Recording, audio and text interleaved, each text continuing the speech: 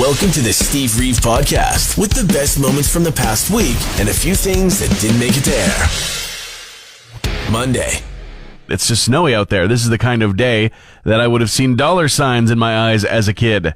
It's not too cold, although it is dipping tonight, and we do have a yellow snowfall warning. We didn't have that when I was a kid. We just had snowfall warnings, but that's new to let us know that it's definitely something to be aware of, to take seriously, but that it's not going to be absolutely nuts. But still, a lot of opportunity to shovel those walks. I don't know what the going rate is these days, but I used to be charging like $20. That was a lot of years ago. Inflation is a heck of a thing. So I don't know what the kids are charging, but make those dollars out there today. It is your prime opportunity. Now, that would have been a day where I was seeing dollar signs in my eyes, as long as my parents hadn't already told me to cover our driveway and sidewalk. At least at one place that we lived in Waterways, didn't make it through 2016, doesn't exist anymore, but it had the longest, slopiest driveway, and I was the youngest of the family, so it's like, yeah, I could make $20 doing other people's driveways. I make $5 of allowance doing our own. And by the time I'm done, I go look at the first corner that I started at, and it's just covered in snow again already. That's when you just want to throw the shovel across the street and just give up. It's time for Cruz Music News with Steve Reeve. Starting off with David Byrne of Talking Heads fame and, of course, all of his solo work of late.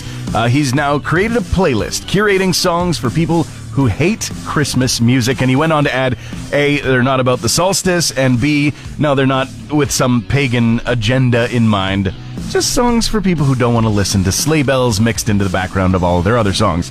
Sleep Token in the news because they've released a coloring book. Unlikely, but still it's available. Even in Arcadia is the title. They say, summon your creative powers and color your way through deeply mesmerizing images. My only hope is that there's no AI in there. Don't do it, guys. And then you've got the Hives reuniting with their original bassist for Hate to Say I Told You So, their breakout single.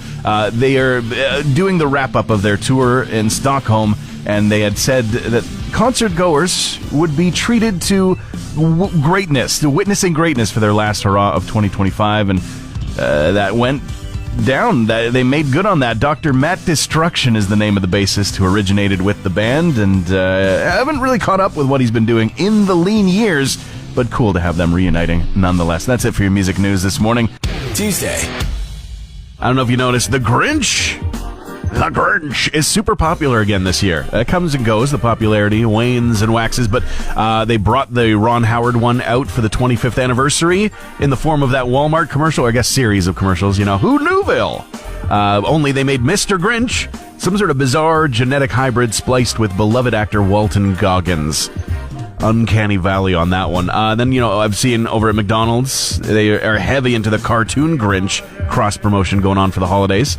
And now TikTokers are touting green spaghetti as the new hot holiday trend for the kids. For the kids. I mean, it's just spaghetti, but with food coloring. But it's fun. It's fun. Am I just eating because I'm bored?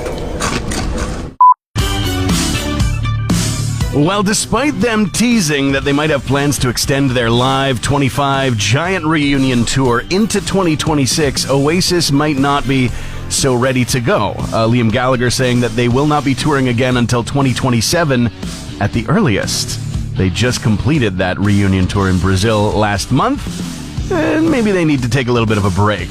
They do say that they do have one thing going on in 2026, the World Cup. And Leonardo DiCaprio weighing in. In fact, we got a couple of Hollywood stories this morning saying that even brilliant sounding AI music is just going to dissipate into the ether of other internet junk. He adds, I think anything that is going to be authentically thought of as art has to come from the human being. The winner of eventually an Oscar told Time magazine that he has his eyes on the situation as an actor in Hollywood. How could he not?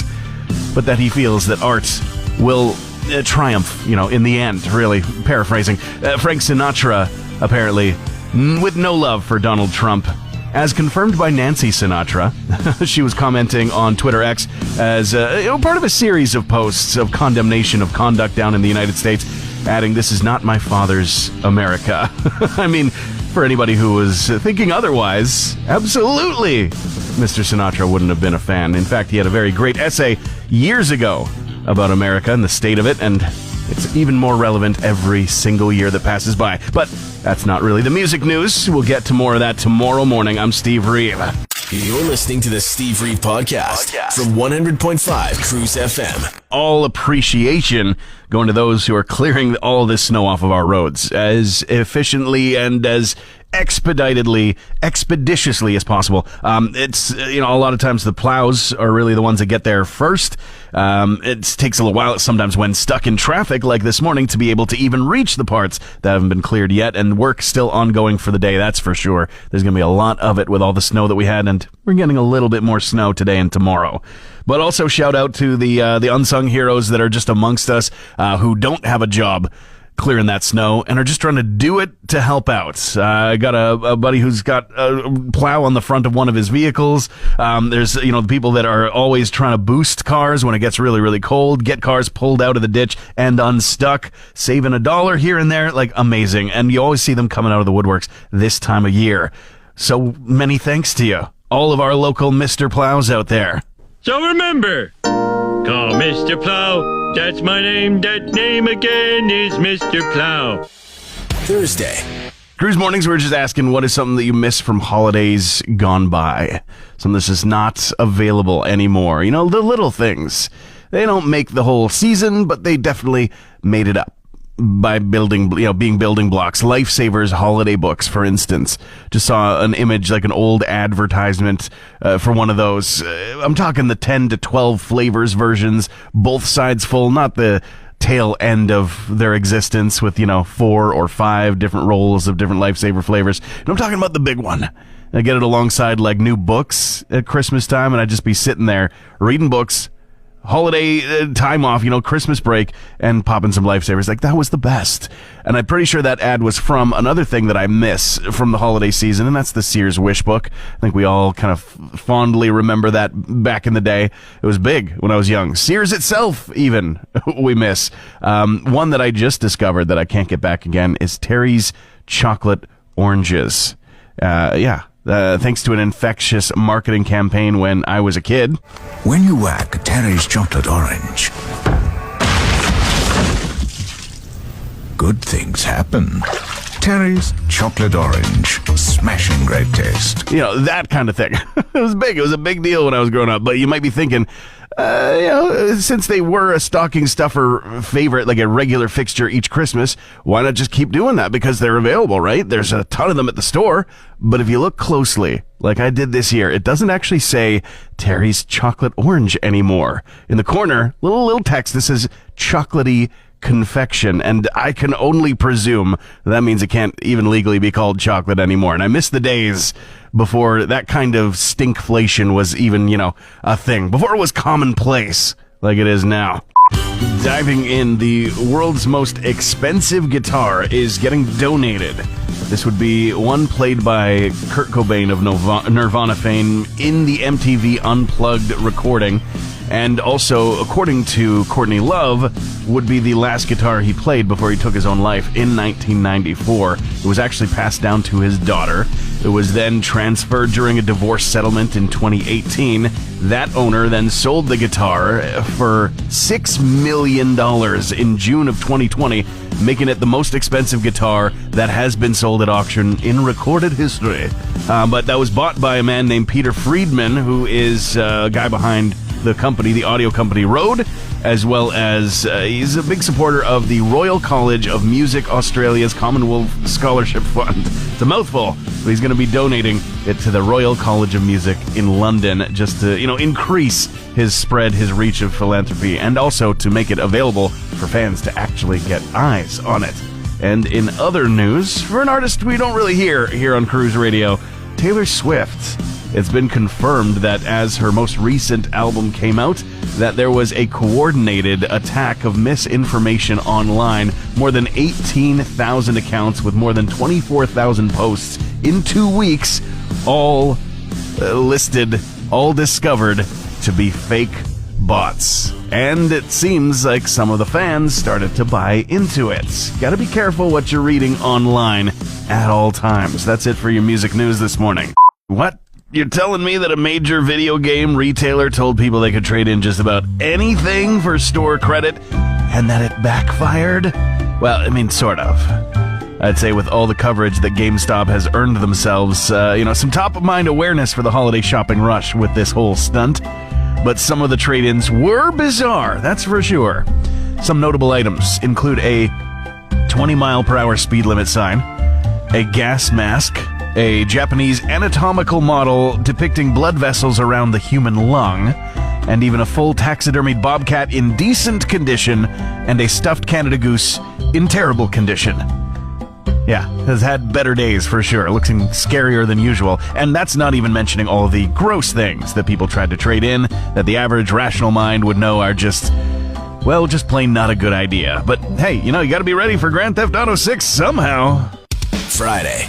Yesterday we were talking about STINKflation. To explain that, I mean, you probably are aware of the concept of shrinkflation, which is the same price or even higher prices for products that you buy, like at the grocery store or various other places that used to be a different size and are now just a little bit smaller. The images are always what drives me crazy, makes me so upset when you see the image of, like, the iced tea crystals, the cardboard tube of them next to what the cardboard tube is for the same price you get now. And it's just so much smaller. And I was also talking about stinkflation, and that is just the quality of things going down. Sometimes you get both in the same fell swoop. Like I was talking about the Terry's oranges. They can't even call them chocolate oranges anymore. At least that's what I have to assume, because they don't call them Terry's chocolate oranges anymore. I did a double take. I was walking through the store. They have tons of them for the holiday season, of course. So many different flavors. No problem with any of that. But I walked by and I looked back and went, hang on. For my whole entire life, these have been Terry's chocolate oranges, but now in the corner at the bottom left, it's like chocolatey confection. Can they no longer legally call it chocolate? Well, also, Tracy got in touch to say, hey, did you also know about those Terry's oranges, that they've gone down in size twice? Used to be 175 grams, now 157 grams, and now they're at 145 grams and at the highest price they've ever been. Just saying, it's shrinkflation and stinkflation going on. Got a few other examples. Ashley saying frozen dairy dessert, seeing that all the time. People are saying you got to really watch out for what you're actually buying. Some things say ice milk or ice milk dessert. No, I want it to say ice cream, because that's what I'm trying to buy in the frozen food aisle, all right? Just trying to figure some stuff out, got the finishing touches, got most of the holiday shopping done. Now I'm just trying to decide what to write in the holiday cards this year. Some like, maybe after 13 years of bliss, we have made the hard decision not to attend your holiday party this year. Or, may you experience all the joy of the season, the smells of fresh baking, the shining lights and fluttering snow, and the couple audibly fighting in the next aisle over about what to get for She's Your Mother, Harold! Or for couples, what about a card that says, sorry, we didn't make it to see you this Christmas. We miss you. We need to spend time with their parents this year. You understand. Next time. Except the trick is you give that to both parents on both sides, and then you just stay at home. These are genius-level holiday cards, I'm just telling you. Hey, Alexa, play the Steve Reeve podcast. As revealed last night on stage at the Game Awards, Lenny Kravitz is going to star as a bad guy in the new James Bond video game, 007 First Lights. Very much anticipated game for next year from IO Interactive. Kravitz is going to play the Pirate King Bulma opposite Bond. Very talented people involved in this game. And, one of the most anticipated ones coming up. Very interesting look. Taylor Swift in the news, giving thanks to Stevie Nicks. She's in the news as she has been promoting the big reveal on Disney Plus of not only the Eras Tour concert film, but the 6-part documentary series, The End of an Era, which is all about the making of that and even the development of it. A couple of episodes, I believe, have been released and more coming each Friday until they're all done, the release. But to promote it, she was recently on The Late Show with Stephen Colbert and talking about Stevie Nicks, saying, she paved the way for me. Very magical, wonderful, wise approach to life, saying she was very lucky to have the guidance of one like Stevie Nicks. Sharon Osbourne held back, just about sent a box of poop over to Roger Waters after hearing that what she called an attack on Ozzy Osbourne posthumously as well. It was after he died. But Sharon saying that even that is a waste. To send bleep to him, it's a waste because he's really insignificant. Well, I mean, don't stay up at night thinking about him or anything if that's how you feel. But that's it for your music news this morning. I'm Steve Reeve. Have you seen the Time Magazine Person of the Year cover? It's like the end of the year, every year kind of thing. I guess the official date of release, December 29th. That's what it says on the cover anyway. But we're seeing the image all over. It's the architects of AI. And I imagine it's not going to age well for most of the people featured. And it's not about the selection. I mean, they always put influential people of interest on the Person of the Year cover. And they've never said this is a good thing or a bad thing. They're just influential, period. But it's the photo itself that struck me really cringy. It really got under my skin. It's the fake photo that is copying the classic image of the New York City builders having lunch in the sky on that steel girder. I say those words, and I guarantee you know what photo I'm talking about. Absolutely iconic. Real people actually building something real, covered in sweat and grime, and now they've been replaced by a bunch of suits who probably think it's cool to call themselves disruptors. Haven't sweat a day in their life unless it's been from the ketamine. Well, the AI cat is out of the bag now, and, as a world, we're never going to be able to get it back in, so we just have to keep moving forward and face the other hardships, like the word of the year being 6-7 and the color of the year being white. I'm going to be probably pretty bundled up, staying inside myself tonight, watching some movies. But actually, I wanted to say, this is really cool. Fort McMurray connection on your streaming services right now. Cassandra Naud. She's in a movie called Influencers, which is a thriller sequel that is finally arriving on Shudder after a very active festival run today. Today's the release day today. And I did say it was a sequel. The initial movie, called Influencer, just no S at the end, was originally on Shudder as well. Good news if you want to dive into the first one first, or if you're curious, Influencer, the original, just got added to Netflix this month. It's from a couple years ago, I think 2021 or 2022, and very, very successful movie, a lot of good reviews, so that's why they got the green light for that sequel, which I got to get into this weekend. I think that's so cool. Transmission over. Want more Steve? New podcast episodes happen every Friday, or just tune into the Steve Reeve Show. Weekday mornings starting at 5:30 a.m. on 100.5 Cruz FM.